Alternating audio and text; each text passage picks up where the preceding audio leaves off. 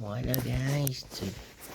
Today, I just saw one of the most greatest fan films I've ever seen. I have reviewed official films over the years since 2021 with Tom and Jerry, but I never reviewed a fan film, which is very new.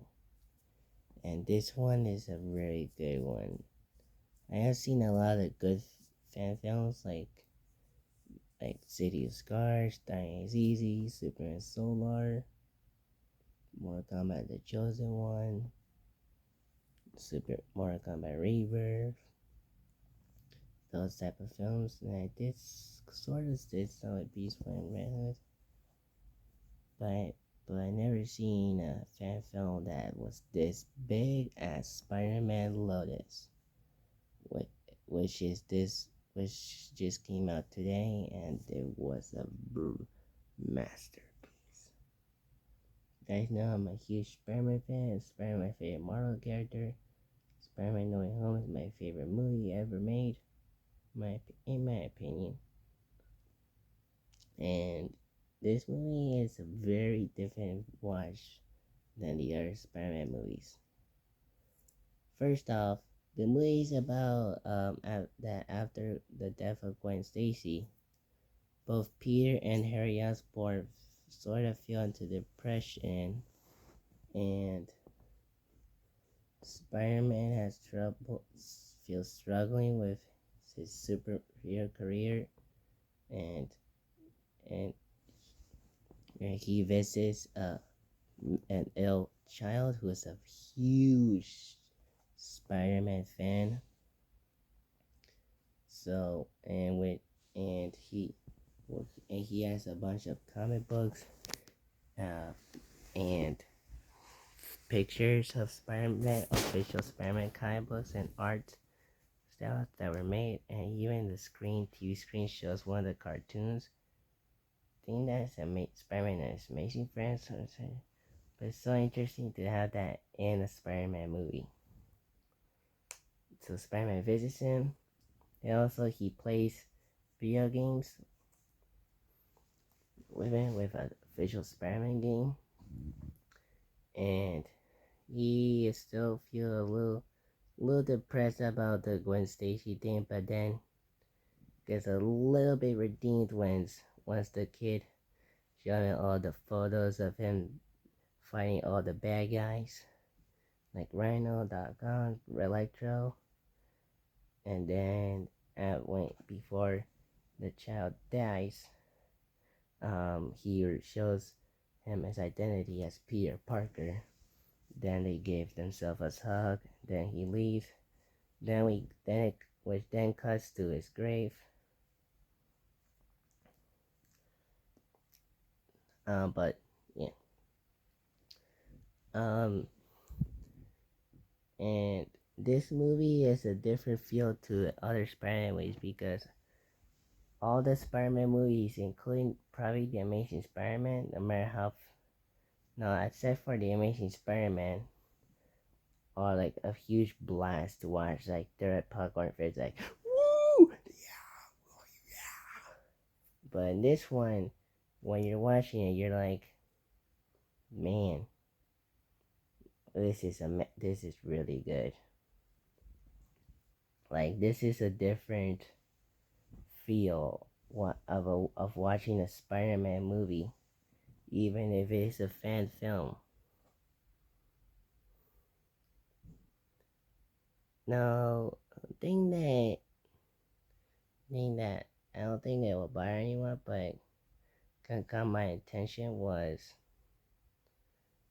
the beginning where the movie theater where Gwen Stacy and Harry Osborn and Mary Jane were there. It showed the poster of Snake Eyes, Space Jam, and Black Widow. Now, of course, I wouldn't be surprised if the film was shot in 2021, and it took a little long for the film to be shot, for the film to be finished.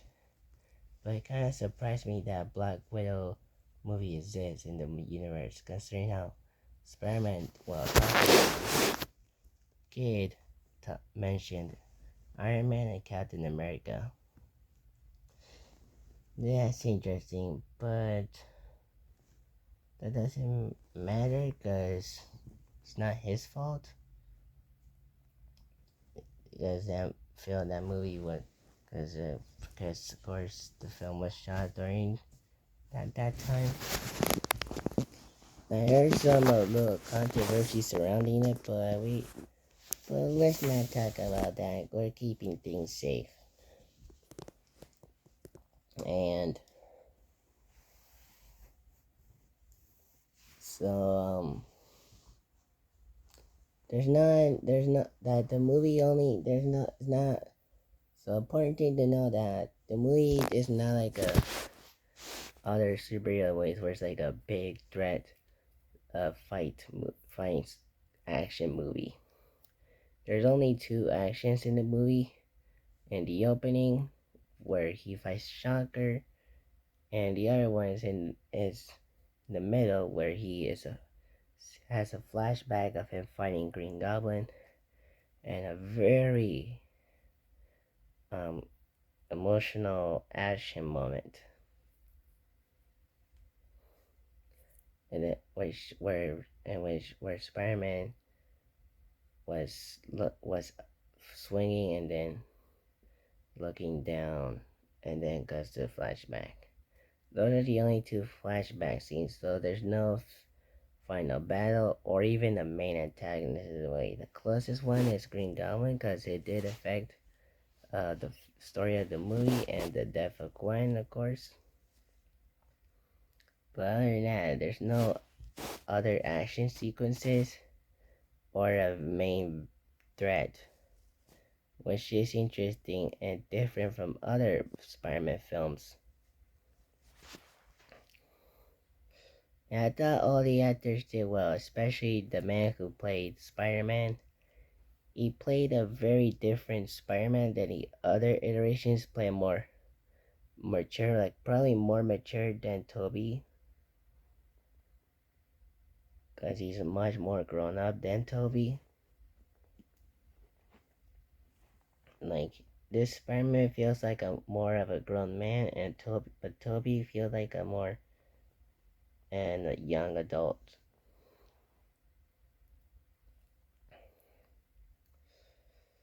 And yeah, the costumes look really good, especially Spider-Man's. That looks really cool.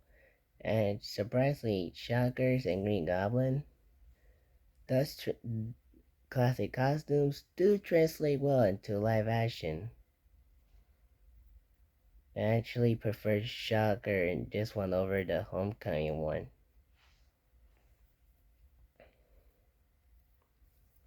And yeah, honestly, I don't know what to say. I think I all the things to say about the movie. So yeah, you can check out the fan film on YouTube right now, and subscribe to his channel. So mine. So yeah. So I would like for you to watch the movie, then watch this review. Be more appropriate. So yeah.